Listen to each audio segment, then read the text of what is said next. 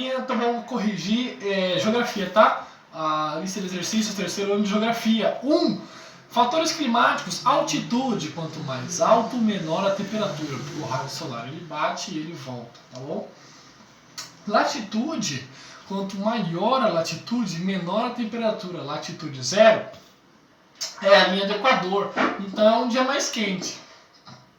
Continentalidade e maritimidade. Quanto mais próximo do mar, a amplitude térmica será menor, ou seja, a diferença entre a maior temperatura e a menor temperatura em um dia. Quanto mais distante do mar, menor amplitude térmica. D. Correntes marítimas, mesma coisa. Quanto mais correntes marítimas próximas à linha do Equador, são correntes quentes. Por exemplo, correntes marítimas próximas aos polos são correntes frias, então geram friagem. E massa de ar, a mesma coisa, tá bom? Então nós temos as principais massas de ar do Brasil. Massas equatoriais, massas continentais e a massa polar lá embaixo. Então massa equatorial continental, massa equatorial atlântica. Massa tropical continental, massa tropical atlântica. E aqui a massa polar atlântica, tá? 2. Quais as massas de ar? Acabei de fazer isso sem querer. 3. Classificações climáticas de Strahler e Köppen. Essa não dá para responder porque eu não tenho um mapa, tá? Então olha na apostila, é só um mapinha da apostila.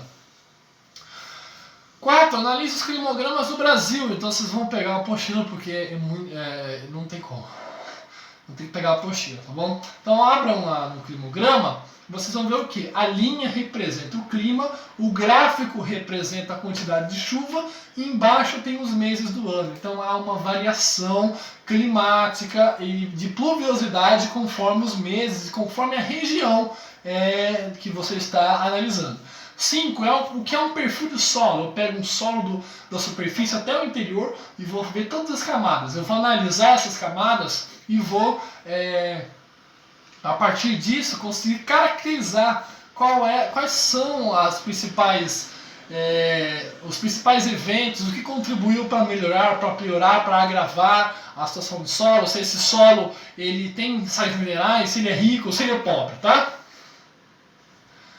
6. Diferencia os principais solos do Brasil. Solo amazônico, solo fértil e que se autoconstrói, ou seja, ele se renova sozinho. As plantas caem no chão e formam humus e renovam, aquele solo. Caatinga é um solo pobre, é um solo do sertão.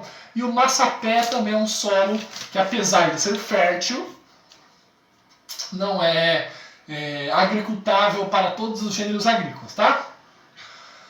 7. Sobre os processos de destruição. A. Erosão. Erosão é a destruição do solo. B. Salinização, excesso de sal no solo. C. Desertificação, ou seja, transformação em deserto. D. Acidificação, vou transformar em ácido esse solo. E lixiviação é quando eu lavo os sais minerais, as características desse solo, tá bom? 8. Guerra Fria e mundo multipolar. Não, mundo bipolar. Guerra Fria, Estados Unidos, União Soviética. Um contra o outro. Mundo bipolar. Ou os países são capitalistas ou eles são socialistas. 10. Indica as 3 áreas de influência econômica. Essa aula eu já dei, tá bom? Então, as Américas são influenciadas pelos Estados Unidos, a Europa é influenciada. A Europa influencia a África e a Ásia é uma disputa entre a China e o Japão. 11. Breve texto sobre o Muro de Berlim. Então, o Muro de Berlim foi a divisão da grande derrotada da Segunda Guerra Mundial. Você tem a Alemanha nazista, a capital da Alemanha nazista, onde o Hitler ficava, era Berlim. E quando acaba a Segunda Guerra Mundial, então é construído um muro. E os vencedores vão ficar com esse território. Metade vai ser dividido entre a União Soviética e a outra metade ficará em Estados Unidos, França e Inglaterra, tá? 12. Características do socialismo soviético. Produção planificada a partir de planos semestrais ou anuais, divisão do trabalho, divisão da produção, não tem lucro na sociedade, as classes sociais são baseadas em uma ditadura do proletariado.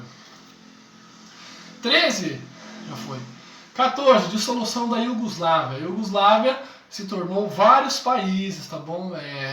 República Tcheca,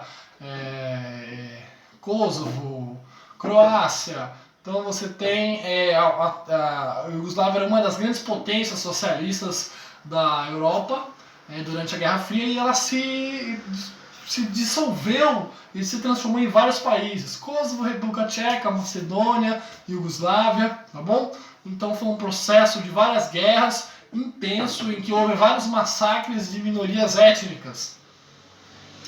14. Mundo globalizado. Atualmente o mundo é globalizado. Se acontece um vírus lá na China, esse vírus chega no mundo todo, né? Então o que acontece? O mundo é totalmente global. 15. Liberalismo econômico inaugurado no New Deal. Então o que acontece? O Estado privatiza tudo. Acabou. Privatiza tudo e as empresas privadas é que se virem para controlar, administrar e desenvolver a economia. 16. Problemas relacionados ao mundo globalizado. Quanto mais o mundo se interliga, mais as diferenças aumentam, tá bom? Então os países ricos ficam cada vez mais ricos no comércio e os pobres cada vez com relações mais desvantajosas, tá bom? 17. Quais as características do comércio global? Grandes empresas que distribuem o seu sistema de produção pelo mundo e ganham muito lucro em relação à sua produção mundial. Grandes marcas dominam o mercado internacional, tá bom? 18, que é FMI e Banco Mundial, são mecanismos de controle da economia capitalista, tá bom? E a última aí, a evolução econômica do Brasil. Então o Brasil sofreu muito para se transformar em um país emergente. O Brasil ele era produtor de café até a República do Café com Leite, houve a ditadura. Durante a ditadura houve alguns avanços econômicos, alguns planos econômicos de áreas primordiais. Começou com o Vargas, passou pelo JK e terminou na ditadura. Então, planos de infraestrutura, grandes empresas foram criadas durante esse período no século XX, como a Vale do Rio Doce, a Petrobras, a CSN, Companhia Siderúrgica Nacional. Então houve um grande desenvolvimento econômico. Acabou a ditadura, começou os presidentes. Então quando começa essa terceira república, o Brasil passa por uma crise inflacionária e só o FHC, o Fernando Henrique Cardoso, que com o Plano Real vai conseguir estabilizar a moeda brasileira, tá bom? Então hoje o Brasil é o maior país da América do Sul, é o protagonista da América do Sul, mas nem sempre foi assim. Então houve um plano, um projeto econômico de desenvolvimento a longo prazo, tá bom? Então, não entrando em política, tanto o PSDB com o FHC quanto o Lula com o PT, tá bom? Conseguiram avanços econômicos para levar o Brasil ao patamar de 8ª economia mundial. Exercício do SAI, correção.